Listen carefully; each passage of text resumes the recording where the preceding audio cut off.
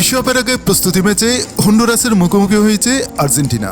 চোট কাটিয়ে ধীরে ধীরে ফিটনেস ফিরে পাওয়ার পথে থাকলেও লিওনেল মেসিকে এই ম্যাচে খেলাননি কোচ স্ক্যালোনি। 10টি পরিবর্তন এনে দল সাজালেও শেষ পর্যন্ত বেঞ্চে রাখা হয় আর্জেন্টাইন অধিনায়ককে। তবে তাতে কোনো প্রভাব পড়েনি ম্যাচের ফলাফলে।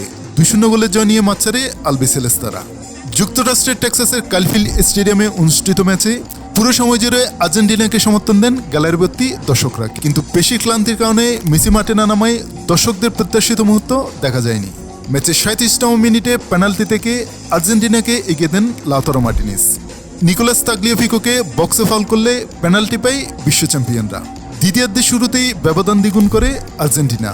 লাউতারোর ব্যাকহিল পাস থেকে বল পেয়ে নিখুঁত ফিনিশিংয়ে গোল করেন আতলেতিকো মাদ্রিদের ফরোয়ার্ড হুলিয়ানো সিমিওনে। এরপর স্ক্যালোনি একাধিক পরিবর্তন আনলেও মেসিকে মাঠে নামাননি। গত 25 মে ইন্টার মায়ামির হয়ে খেলার সময় সামান্য চোট পান 38 বছর বয়সী এই তারকা। এরপর থেকে তিনি পুনর্বাসন প্রক্রিয়ায় রয়েছেন। ম্যাচের আগে মেসি সম্পর্কে স্ক্যালোনি বলেন, লিও ভালো আছে, সে দলের সঙ্গে অনুশীলন করছে, যা ইতিবাচক। ধীরে ধীরে সে পুরোপুরি সেরে উঠছে। এই দুটি প্রস্তুতি ম্যাচের যে কোনো একটিতে তাকে খেলানো হতে পারে।